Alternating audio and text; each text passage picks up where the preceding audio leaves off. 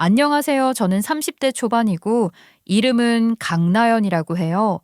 30대 초반이니 아직 나이가 그렇게 많다고 할 수는 없지만 제가 대학을 안 가고 바로 취업을 해서 회사 다닌 경력만 8년이거든요. 오늘 제가 하려는 제 이야기는 퇴사 후 일어난 제 인생의 큰일들에 대한 이야기입니다. 인생 극장이라는 거 아세요?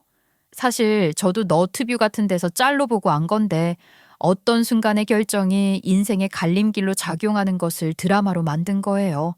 개그맨들이 출연해서 코믹스럽게 만든 거던데 설정이 참 기발하다고 느꼈어요.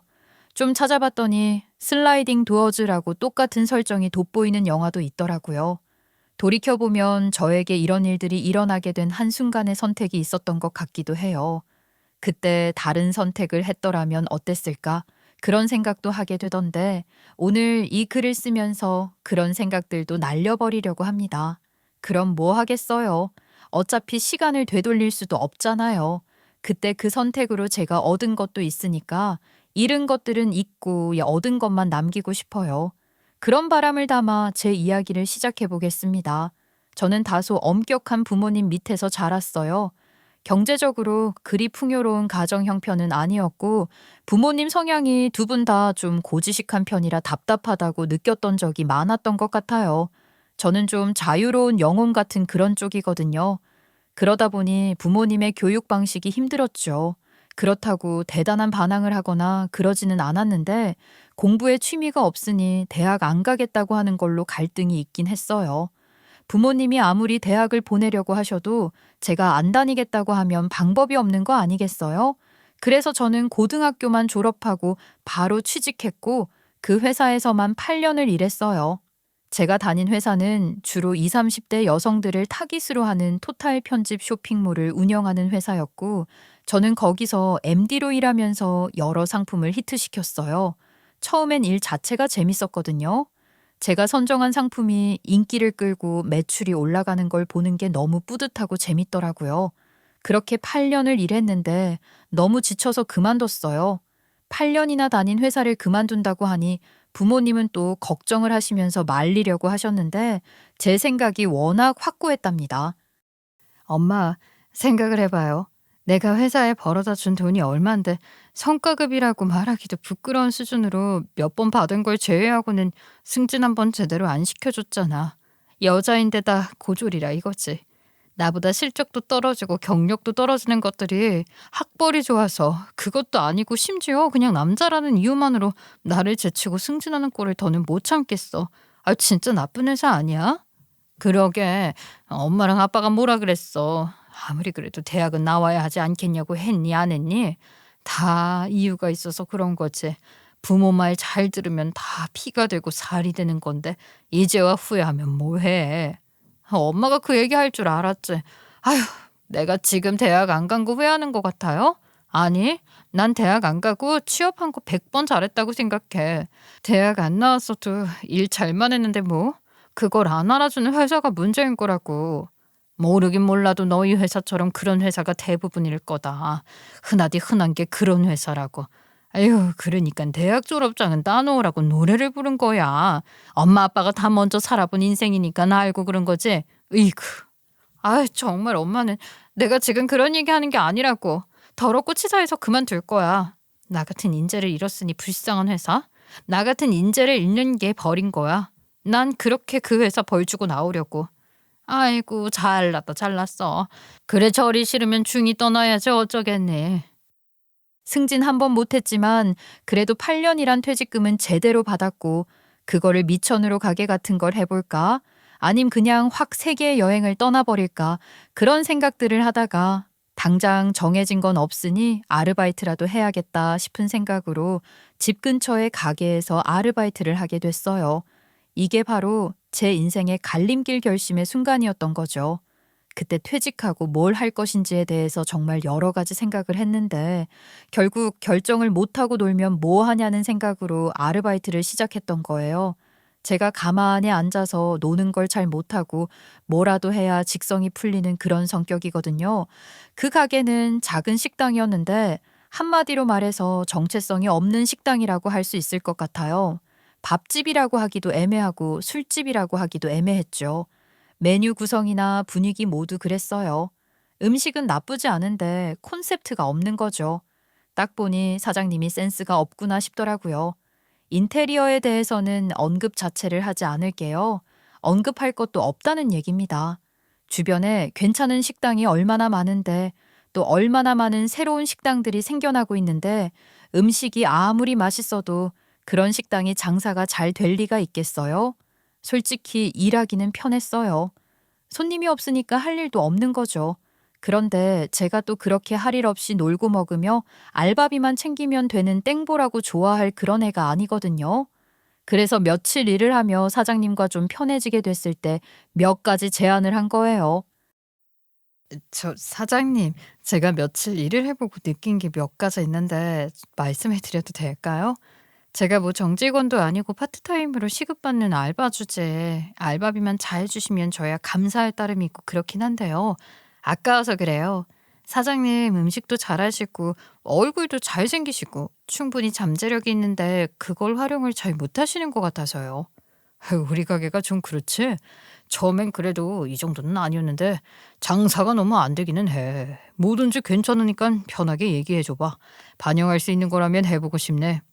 제가 드리는 말씀이 도움이 될 거예요. 이런 가게는 자고로 젊은 여자 손님이 많이 와야 하는 거거든요. 이런 시장을 움직이는 건 젊은 여자 손님이라고요. 남자 손님도 온다? 오기야 오죠. 그런 남자 손님들은 대부분 젊은 여자 손님을 따라온 남자들이거나 아니면 여기 오는 젊은 여자 손님들이 보고 오는 남자들이다 이거예요. 그러니까 사장님은 누구를 공략해야 한다? 그렇죠. 젊은 여자 손님을 공략해야 하는 거예요. 사장님, 제가 바로 그 젊은 여자 범주에 들어가는 사람 아니겠습니까? 게다가 이력서 보셨으면 아시겠지만 제가 8년이나 근속했던 회사가 20, 30대 여자들 취향 찾아서 물건 파는 회사였어요. 거기서 제가 하는 일이 그 여자들 취향에 맞는 물건 찾아내는 일이었고요. 그러니까 제가 드리는 말씀이 큰 도움이 되실 거라고 확신해요. 아니, 나연 씨 이렇게 말을 잘하는 사람이었어? 아이, 그보다 이렇게 재미있는 사람이었어. 아이, 약장수 같긴 한데 묘하게 설득력 있고 신뢰가 가는 말만 해서 빠져들게 되네. 아, 네. 제가 내숭을 좀 떨었나요? 분위기 파악 좀 하느라 그랬어요. 그럼 본론으로 들어갈게요. 우선 메뉴에 있어서는 선택과 집중이 중요해요. 쓸데없이 메뉴만 많다고 좋은 게 아니니까 주력할 수 있는 메인 메뉴 몇 가지를 딱 정하고 그 외 메뉴는 단출하게 그리고 계절감을 반영해서 주기적으로 메뉴를 바꿔가시면 좋을 것 같아요.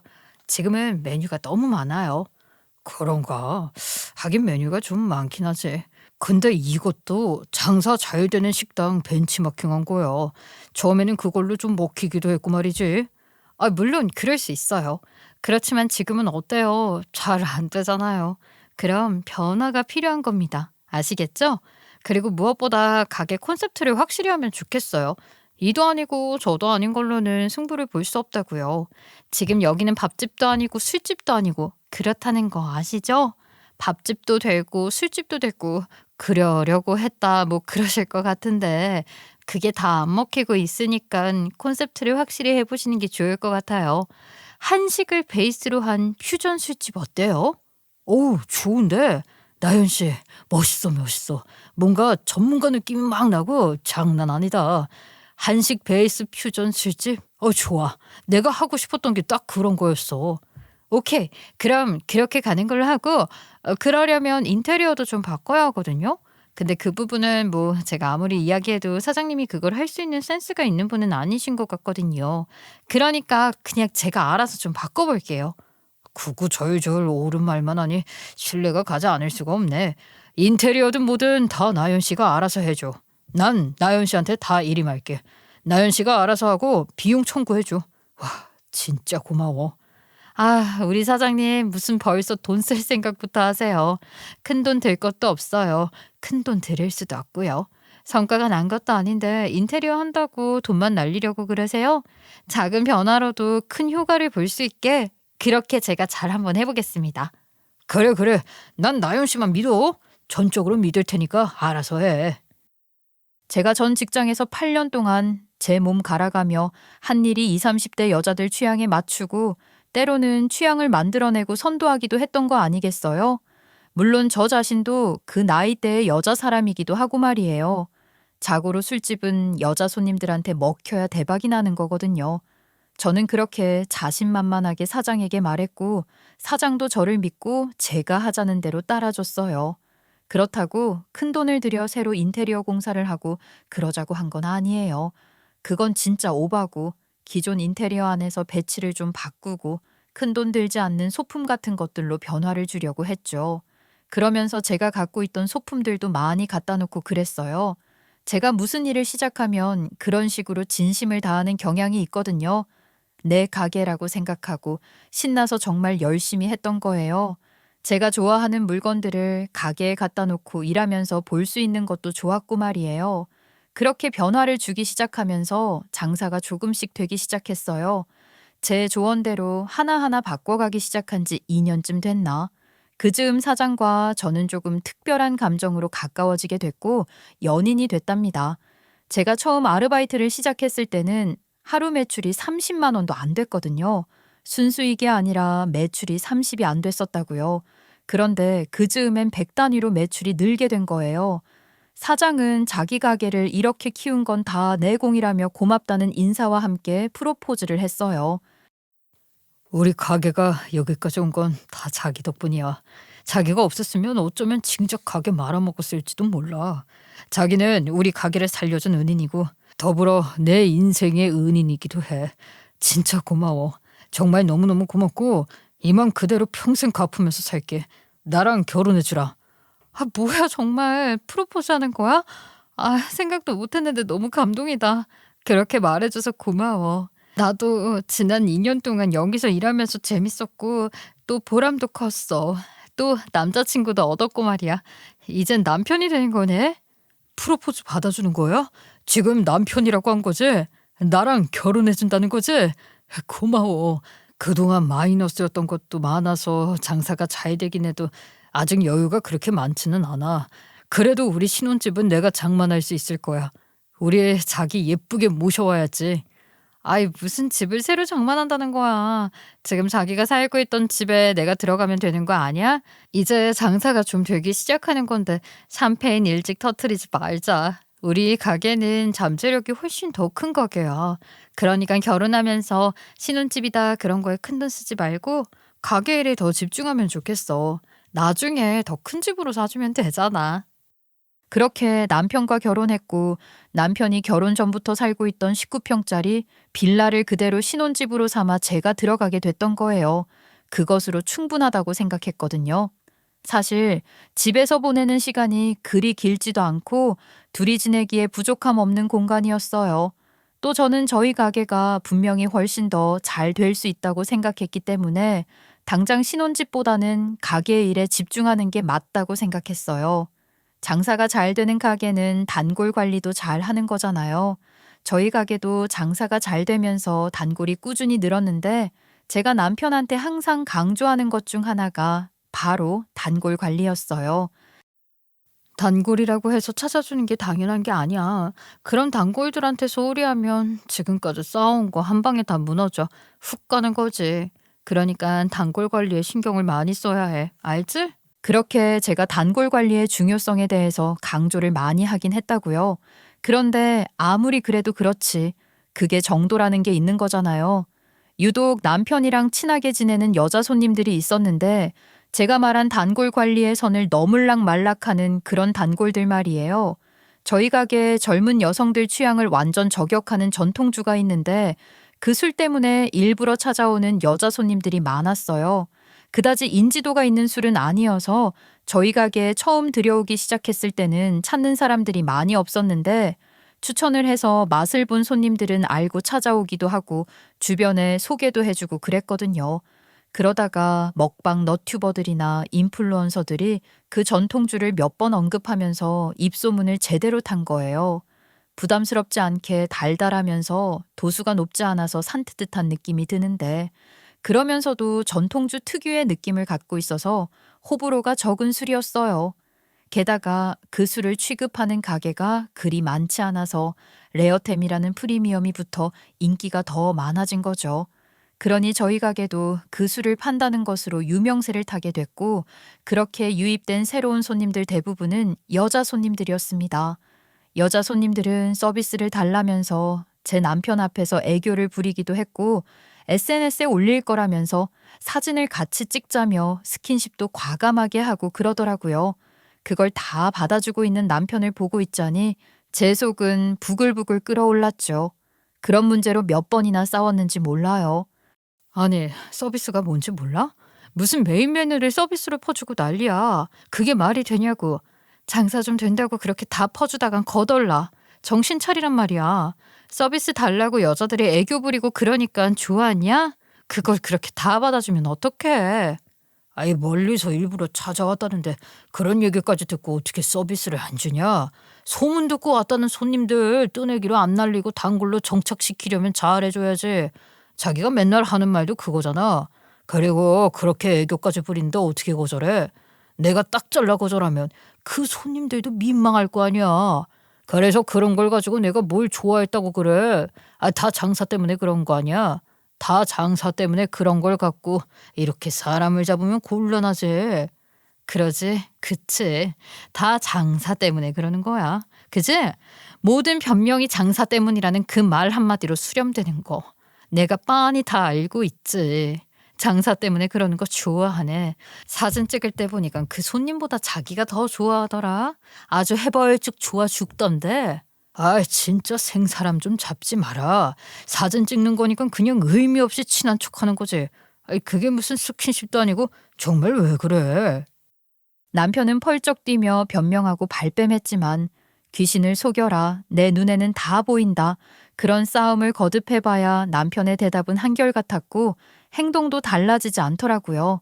남편이 센스가 없다고 했잖아요. 그렇게 센스 없는 사람이 자기 감정 잘 감추는 거 보셨어요? 그런 것도 여우들이나 하는 거고 남편은 그럴 주제도 못 돼서 여자들이 친한 척하고 스킨십하면 해벌쭉 좋아하는 게 다 티가 나는 사람이에요. 그런 건 다 순진한 남편, 귀엽다고 생각하고 봐준다고 칩시다. 제일 큰 문제는 남편이 그런 여자 손님들 앞에서 자꾸만 미혼 행세를 한다는 거였어요. 심지어 마누라인 제가 같은 공간에서 같이 일을 하고 있는데 그런 저를 한낱 알바생 취급을 하면서 총각 행세를 하려고 했단 말이에요. 남편은 늘 저를 자기야라고 부르는데 손님들 앞에서는 절대로 그렇게 부르지 않았고 말투도 친근함이라고는 1도 없이 건조한 말투로 사무적 지시를 하는 것처럼 하는 거예요. 그건 정말 기분이 너무 나쁘더라고요. 아니, 자기가 그러는 거 이해는 하겠는데 일부러 그러는 건 죽어도 아니야. 내가 왜 일부러 그러겠어? 아니긴 뭐가 아니야. 그럼 손님들 앞에서 내가 자기야, 아니지, 여보야 라고 부르면서 유부남 티 팍팍 내줘도 돼? 그래도 되냐고? 말해봐. 자기야, 흥분하지 말고 좀 들어봐. 가게 손님이 여자 손님들이 대부분이고 나랑 편하게 지내고 그러는데 자기가 내 와이프인 걸 알면 아무래도 불편해하지 않겠어? 매출에 지장 줄 것 같은데 굳이 꼭 그렇게까지 해야 해? 그것 봐. 내가 뭐라 그랬어? 내가 네 머리 꼭대기에 있다니까? 다 보인단 말이야. 아니긴 뭐가 아니야. 말을 왜 그렇게 해? 아, 정말 짜증나네. 그런 식으로 다툼이 잦았지만 나날이 매출이 오르니 솔직히 그 재미에 싸워도 금방 풀리고 그랬던 것 같아요. 저희 가게는 웨이팅이 디폴트인 확실한 맛집이 됐어요. 오픈런을 해야 안정적으로 먹을 수 있다며 가게 오픈하기 전부터 대기하는 손님들이 항상 있는 그런 가게가 된 거예요.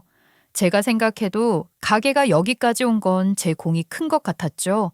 그런데 저는 여전히 최저시급 알바 월급을 받고 있었답니다. 갑자기 억울하더라고요. 그래서 남편한테 대놓고 말했어요. 자기, 내가 다닌 회사 왜 그만뒀는지 알지? 내가 일한 성과에 비해 내게 돌아오는 보상이 없어서 거기에 지쳐서 그만뒀던 거야. 근데 내가 지금 똑같은 짓을 하고 있는 것 같거든? 어떻게 생각해? 그게 무슨 말이야? 뭐 월급 같은 거 말하는 거야? 에이, 자기야. 우리는 가족이잖아, 패밀리. 가족끼리 그런 걸 따지면 어떡해? 우리 사이에 네 돈 내 돈이 어딨냐? 나는 내 돈이 자기 돈이고 자기 돈이 내 돈이라고 생각하는데 아, 자기는 꼭 그런 식으로 계산적으로 해야겠어? 해야겠어. 나는 그렇게 해야 할 것 같아. 장사가 이렇게 잘 되기까지 내가 기여한 걸 생색내고 뭐 그런 거 다 떠나서 나도 자기랑 똑같이 출근해서 똑같이 일하는데 그리고 정말 내 가게니까 나도 사장이라고 생각하고 열심히 일하고 있거든. 그런데 나는 최저시급의 알바생처럼 돈을 받고 있어. 이건 불공평한 것 같아.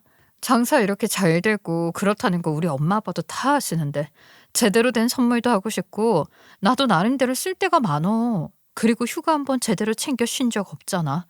나도 정말 너무너무 지치고 머리도 복잡해. 며칠 쉬게 일단 휴가라도 줘. 에이, 가뜩이나 일손 부족해서 알바생 더 뽑아야 하나 그러고 있는 거 다 알면서 휴가는 뭔 휴가야. 일단 바쁜 거 좀 지나가면 그때 다시 생각하고 월급이나 그런 문제들도 시간 두고 좀 천천히 생각해 보자. 남편은 제가 한 얘기들을 그렇게 미뤄두기만 했고 이후로 한마디도 다시 언급하지 않고 입 싹 닫아버리더라고요. 그러면서 오히려 지가 무슨 화난 사람처럼 구는 거 있죠. 제가 그런 식으로 말하는 게 서운하다 어쩐다 하면서 입대빨 나오고 퉁퉁 부어서는 말도 잘 안 하는 거예요. 그러더니 저한테 말도 안 하고 지 멋대로 차를 바꿨더라고요. 그것도 외제차로. 가게 앞에 웬 비싼 차가 세워져 있길래 손님 차인가 보다 했는데 그게 남편 놈이 뽑은 새 차였던 거예요. 전 그걸 단골 손님 SNS를 보고 알았어요. 매일 우리 가게가 태그된 피드들을 찾아보려고 하는데 그 차 앞에서 남편이랑 단골들이 사진 찍고 꼴값을 떤 게 있더라고요. 단골 가게, 사장님, 오빠 차 뽑았다. 새 차 플렉스 그런 태그가 같이 걸려서 있어서 알게 됐고 남편에게 그 차 당신이 뽑은 차냐고 했더니 대수롭지 않게 그렇다고 하는 거예요. 기가 막혔죠. 그뿐만이 아니에요. 언제부턴가 자연스럽게 가게 오픈을 저 혼자 하게 만들더군요. 처음엔 볼 일이 있다면서 오픈 부탁을 하더니 급기야 대놓고 놀러 다니면서 저녁에 손님들 한창 몰릴 시간에 맞춰서 오는 거예요. 그러니 제가 안 빡칠 수가 있나요? 지금 뭐 하는 거야? 매일 어디를 그렇게 다니는 거냐고. 나 혼자 오픈하게 하는 거 이제 당연하니? 나도 너무 힘들어. 나도 놀러도 가고 싶고 쉬고 싶기도 해. 그런 얘기를 가게에서 하면 어떡해. 아이씨, 나중에 집에서 얘기해. 제가 그런 얘기를 꺼내기만 하면 남편은 싫은 티를 팍팍 내면서 가게에서 그런 얘기 하지 말라고 짜증이나 내고 정작 집에서는 같이 있을 시간 자체를 안 만드는 거죠. 그래서 참다 남편에게 DM을 보냈어요. 그날도 남편은 저한테 가게 오픈을 맡기고 지 볼일 보러 간다고 했었거든요. 그래서 당장 와서 오픈하는 거 안 도우면 우리 가게 SNS 계정에다가 네가 얼마나 악덕 사장이자 불성실한 남편인지 다 까발리는 피드 올릴 거야. 그거 겁나면 당장 와서 네 할 일 해. 나는 일주일 휴가 갈 거니까 그렇게 알고. 그렇게 협박하는 DM을 보냈는데 그랬더니 단박에 달려오더라고요. 무슨 그런 소리까지 하고 그래. 알았어. 휴가 줄 테니까 장인장모랑 여행이라도 다녀와. 이건 휴가비 쓰고. 알았지? 그런 식으로 옆구리 찔러서 절 받는 건 고맙지도 않았어요. 최저시급으로 부려먹은 게 얼만데요. 제가 지금까지 해준 거 다 소급해서 챙기자면 이깟 휴가비 몇 푼이 대수냐 싶었죠. 그래도 그런 식으로 협박하는 게 먹히기는 해서 그때부터는 휴무도 챙기고 시급도 올려받고 그랬습니다. 저희 가게는 이제 매출이 100배로 뛰었어요.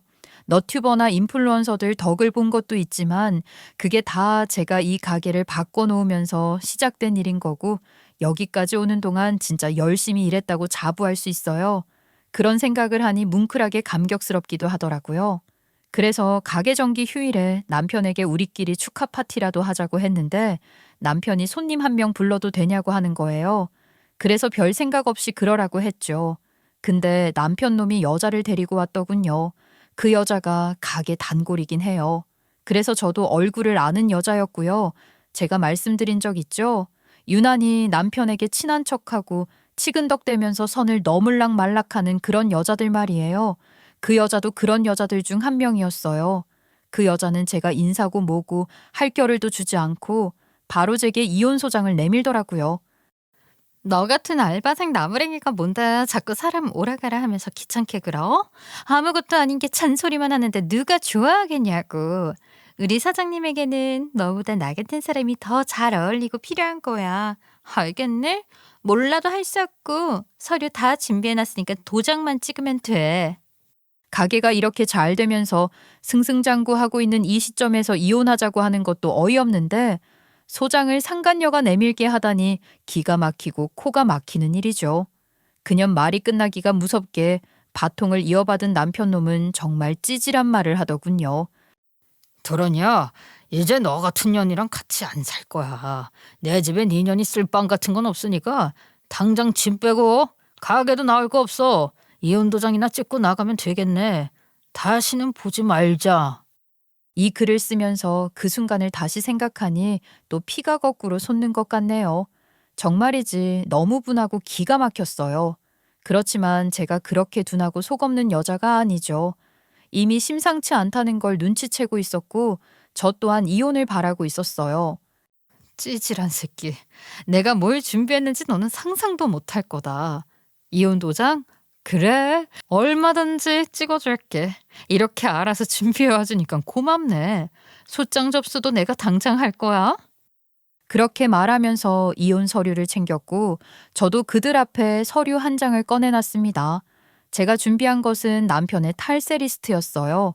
장사가 한창 잘 되기 시작할 때 남편이 갑자기 현금 계산을 유도하는 현금 계산 이벤트를 마구마구 하더라고요. 그랬으니 아무래도 현금이 많이 들어왔을 거 아니겠어요? 정확히는 몰라도 제가 대충 지레 짐작하는 것만 해도 상당한 액수였어요. 현금 정산을 하면 그것만 따로 장부에 기재를 해서 관리를 하는 것 같던데 그 장부는 저한테도 절대로 안 보여주고 꼭 들고 다니고 그러면서 애지중지했어요. 하긴 남편이 원래 계산대만큼은 끝까지 사수하긴 했었거든요.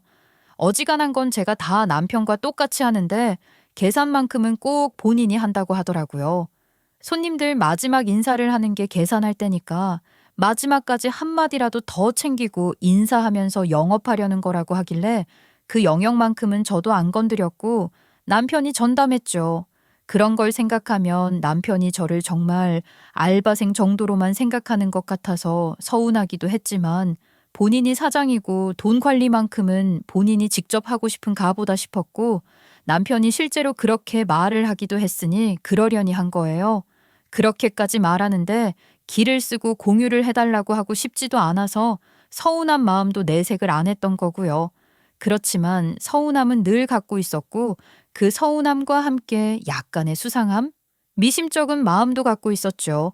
그러던 어느 날 남편이 무슨 급한 일이 있는지 다른 데 정신이 팔렸는지 미처 장부를 챙기지 않은 날이 있었고 저는 그날을 놓치지 않고 장부를 확인했던 거랍니다.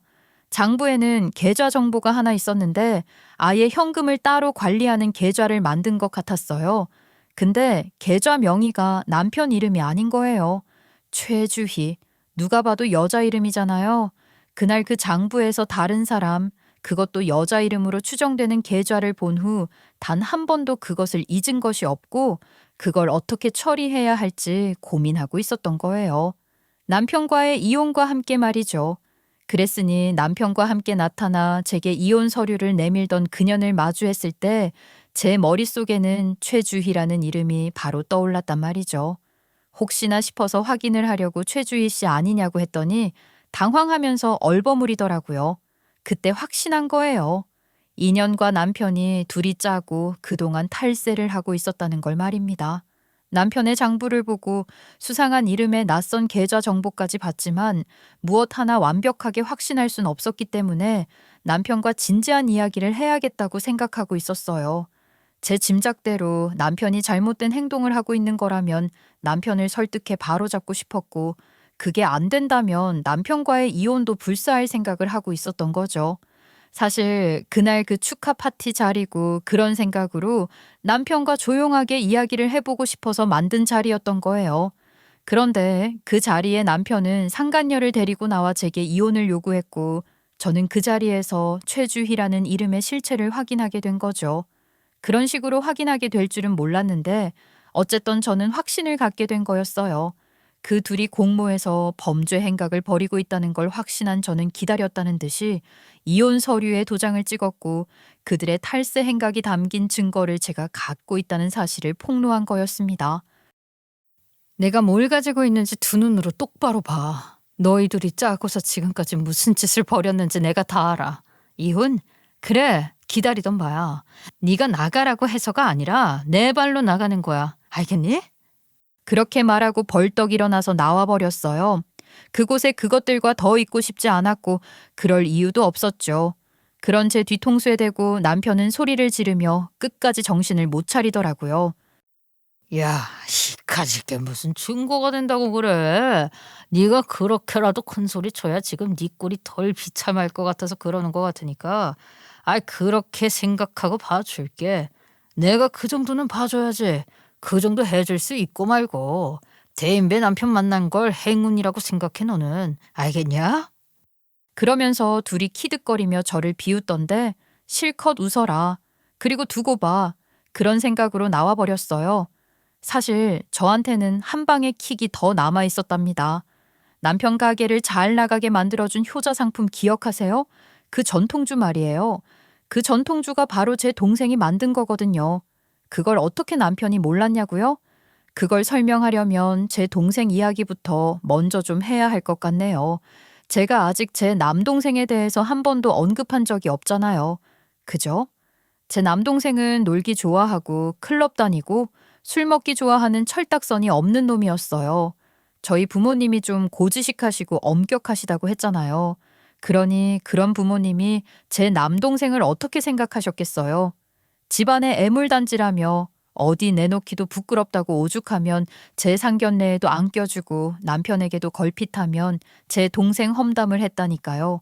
그러니 남편은 제 동생에 대해서 알지도 못하면서 저희 부모님이 하시는 말만 듣고 동생을 지 멋대로 판단하고 지도같이 헐뜯고 그랬단 말이죠. 그런데 그런 녀석이 그동안 생각 없이 놀러 다니고 술 먹고 그랬던 건 아니었던 모양이더라고요. 노는 걸 좋아하고 술도 엄청스럽게 좋아하는 건 맞지만 그걸로 지 밥 벌어 먹을 궁리를 하고 있었던 거예요. 누나, 나는 내 이름 걸고 근사한 전통주를 만드는 게 꿈이야. 내가 또 술에는 일가견이 있잖아. 내가 안 마셔본 술이 없다고. 근데 우리나라 전통주만큼 괜찮은 술이 또 없다. 누나 알아? 우리나라 전통주가 진짜 괜찮은 술이거든. 전통주 방식에 나만의 특색을 살려놓고 젊은 세대 입맛과 감성에 맞는 맛있는 술을 만들어내는 거. 그게 내 꿈이야. 저는 부모님과 달리 동생과 소통이 잘 되는 편이었고 동생이 그런 꿈을 갖고 있다고 했을 때 진심으로 응원하는 마음이었어요. 그리고 동생이 기어이 그런 술을 만들어냈을 때 정말 대견하고 자랑스러웠답니다. 게다가 제가 마셔보니 술 맛이 너무 좋은 거예요. 어우, 야, 이 술 이거 진짜 대박인데? 야, 너무 맛있다. 진짜 술술 들어가겠어. 진짜 너무 맛있다. 나 맛있다는 소리 도대체 몇 번을 하는 거니? 근데 진짜 그만큼 맛있어. 제대로 홍보가 돼서 입소문 조금만 타면 되겠는데 말이야. 야, 우선 우리 가게에 납품부터 해봐. 별거 아니지만 일단 그렇게 시작하는 거지 뭐. 누나 마음은 알겠는데 고맙기도 하고 말이야.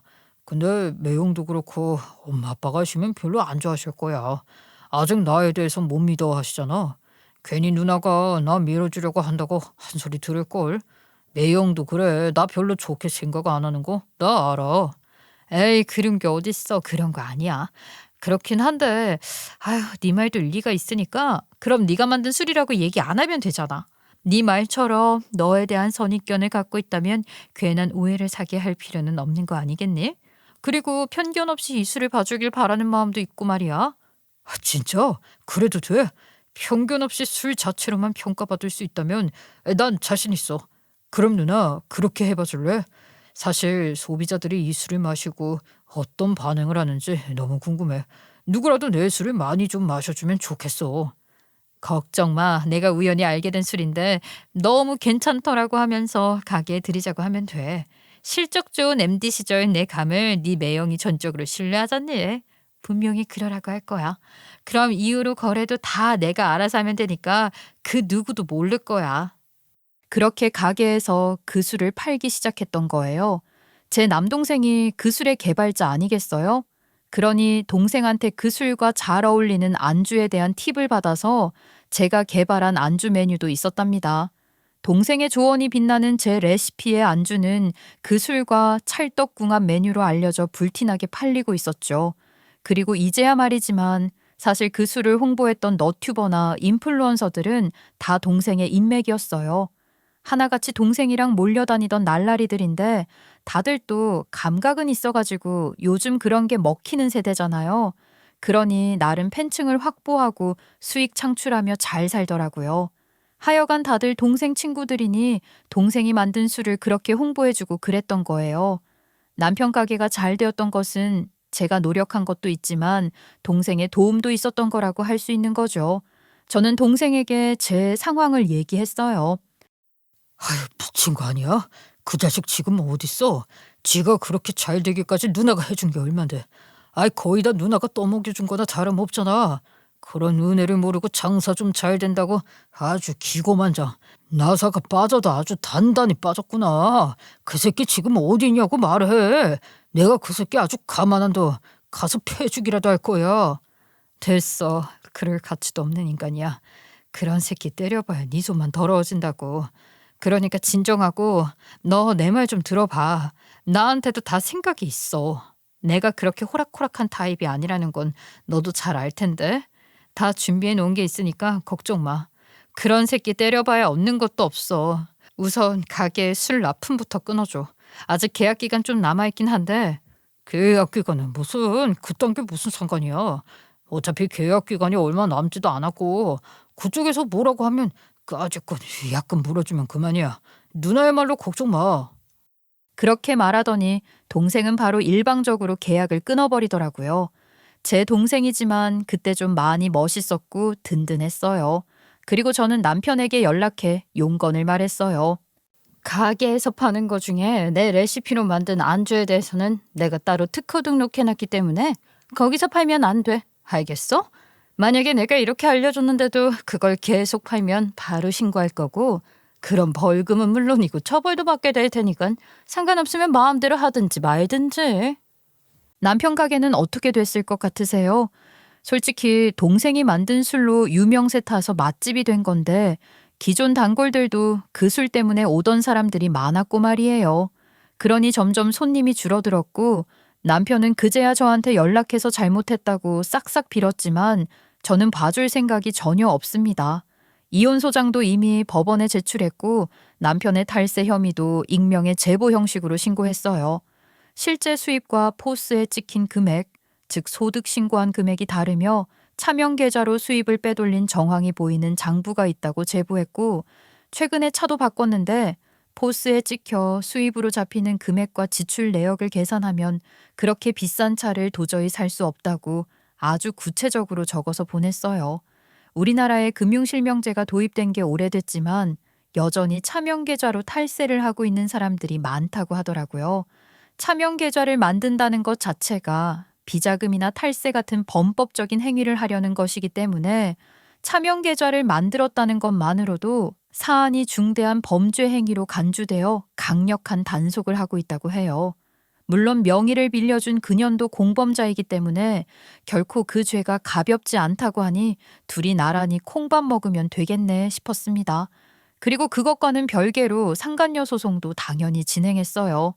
그년 SNS에서는 이미 둘이 공식적인 커플이 되어 있었고 그년 친구들도 다 남편 놈을 그년 남자친구로 알고 있었으며 둘이 같이 결혼식장 보러 다닌 거, 새로 뽑은 외제차 끌고 다니며 교회 호텔 드나든 것 등등 맘먹고 터니까 증거는 차고 넘치게 나오던데요. 흥신소 같은데 의뢰할까도 했는데 제 동생이 나서서 알아서 다 해줬어요. 동생 말로는 일도 아니었다고 하더라고요. 전 남편 놈이라면 꼴도 보기 싫었지만 가만히 생각하니 그놈 가게 인테리어 한다고 갖다 놓은 제 소품들이 너무 아까운 거예요. 8년 동안 직장 생활하면서 월급 모아 소소하게 저지른 소중한 저의 소장품들이니까 말이에요. 그래서 그걸 다 회수할 작정으로 전 남편 가게에 갔다가 전 남편을 만나게 됐지 않겠어요? 전 남편은 저를 보더니 반색을 하면서 반기더라고요. 어쩐 일이야? 미리 연락을 하고 오지. 뭐 맛있는 거 해줄까? 당신 좋아하는 거 내가 금방 만들어줄게. 조금만 기다려. 정신 차려. 내가 지금 너랑 맛있는 거 먹으면서 꽁냥질 하러 온 것처럼 보여?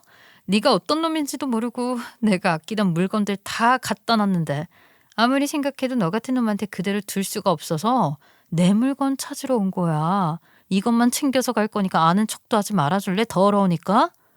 그래. 아직 나한테 화가 많이 났을 거야. 당연하지 당연해. 여보야. 그런데 내 말 좀 들어봐. 그게 다 그년 때문이야. 최주희 그년 그게 사기꾼년이었다고. 처음부터 나는 가만히 있었는데 그년이 가문인설 온갖 말로 나를 꼬신 거라고. 아니 난 정말로 억울해. 누가 네 여보야. 미쳤어? 아는 척도 하지 말라니까 왜 자꾸 쓸데없이 말을 붙이고 난리야. 누가 듣고 싶대? 누가 궁금하대? 네가 그딴 년이랑 뭐 어떻게 놀아나고 뭐 어떻게 사기를 쳐먹었는지 난 하나도 안 궁금해. 그러니까 더럽게 말하지 마. 딱 한 번만 들어줘라.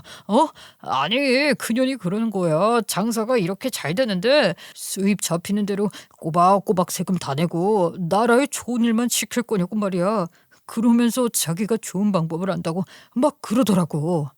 너 같은 새가슴이 그년 말엔 그렇게 홀라당 넘어갔니? 그게 지금 무슨 변명이 된다고 생각해? 아이 그래 맞아. 내가 성격이 좀 그렇잖아. 그렇게 과감한 편도 아니고 말이야. 그래서 처음에는 알려준 대로 몇 번 그렇게 해본 거야. 몇 번. 근데 그게 되더라고. 세금으로 나가는 돈이 만만치 않으니까 그런 식으로 챙기는 게 쏠쏠했어. 그러면서 점점 과감하게 탈세를 하게 된 거거든. 그래 그렇게 금전적인 문제까지 같이 도모할 정도로 믿었던 그년이랑 잘 먹고 잘 살면 되지. 나한테 이런 쓸데없는 얘기는 왜 계속하는 거야. 너 나한테는 끝까지 돈 문제만큼은 안 까더니 그년이랑은 이미 돈까지 다 깐 사이 아니야. 이혼도 했겠다. 그년이랑 재혼한다고 식장도 보러 다니고 할 짓 다 했던데 대체 뭐가 문제야? 맞아. 이미 뭐 당신이 다 알고 있으니까 그냥 나 사실대로 말할게. 그 여자랑 결혼하려고 했어. 그만큼 믿었으니까. 그래서 그년 이름의 계좌에 현금을 몽땅 넣었는데 글쎄 그년이 그걸 그대로 들고 잠수를 탄 거야. 그래서 나도 피해자라고 피해자. 나 지금 억울해서 죽을 지경이야. 넌 정말 멍청하다 못해. 아유 너 같은 건 뭐라고 해야 하는지도 모르겠다. 아유 됐고 네가 전 재산을 날렸든 빚을 졌든 나는 아무 관심도 없고 상관도 없어요. 그게 나한테 무슨 의미가 있다고 구구절절 그런 얘기를 하고 있는 거니? 그런 일을 겪으니까 자기의 소중함을 더 절실하게 깨닫게 됐어. 나 자기한테 돌아가고 싶어. 우리 다시 잘해보자. 내가 정말 잘할게. 그년이 내 돈을 다 들고 날라서 금전적 보상을 해줄 상황은 안 되지만 다시 합치게 되면 월급 아니 수익 배분도 제대로 하고 휴가도 보장해주고 자기가 해달라는 대로 다 해줄게. 그리고 처남 술도 우리 가게에서 꽤 잘 팔렸잖아. 그러니까 우리 다시 잘해보자. 서로 다 좋은 거 아니야? 얼마든지 다시 시작할 수 있어. 같이 하자. 응? 이 미친놈아. 내가 원하는 건 네가 천벌받는 거야. 그리고 나는 너란 놈이랑 아무 상관없이 잘 사는 거고. 알겠어? 어처구니 없는 소리 작작해.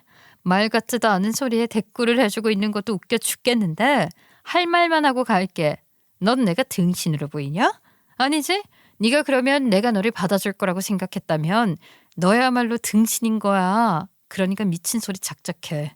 나는 내 물건 챙기러 여기 오면서도 네 얼굴 보는 게 끔찍했던 사람이야. 오늘 이후로 영원히 볼 일 없어. 알겠니? 다 잃고 나서야 깨닫는 건 아무 의미 없잖아. 은혜도 모르는 놈은 버러지만도 못한 거지. 넌 그런 놈이야. 그러니까 주제 파악부터 해라. 그렇게 나와버렸고 그 뒤로 전 남편 놈을 다시 만나주는 일 같은 건 없었죠. 남편 놈 탈세에 대한 수사는 종결됐는데 탈세 정황이 확실히 드러났고 그 덕분에 남편 놈은 벌금과 추징금을 날게 됐어요. 그 금액이 상당하던데 남편이 그동안 빼돌린 금액이 억 단위더라고요. 빼돌린 돈만 억 단위라니 새삼 그렇게나 매출을 올렸다는 게 생각나서 순간 뿌듯할 뻔했지 뭐예요. 그 짧은 시간에 그렇게 큰 돈을 빼돌릴 정도로 가게를 성공하게 만들어준 건 바로 저잖아요. 그런 저한테 제대로 대접할 생각은 안 하고 딴 년이랑 놀아나면서 그 큰 돈을 허투루 쓰고 다녔을 걸 생각하니 더 괘씸했죠. 남편 돈을 갖고 잠수 탔다던 그년도 바로 잡혔고, 그러니 전 남편 놈이랑 그년이랑 대질신문도 하고 그랬대요. 저는 그 인간 꼴 보기 싫어서 관심 끄고 있었는데 동생이 공판마다 들어가서 봤다고 하더라고요. 내가 그놈 잘못되는 걸 내 눈으로 확인하려고 공판마다 다 들어가서 봤잖아. 그 잠수 탔다던 년이랑 그 새끼랑 아주 둘이 코미디 찍는 줄 알았어, 누나. 법정에서 둘이 서로 피해자라고 발뺌하면서 비방하는데 와, 진짜 가관이더라고. 진흙탕도 그런 진흙탕이 없는 거야. 제일 더러운 게 치정이랑 돈 아니야? 그거 두 개를 걔네들이 동시에 보여주는 거야.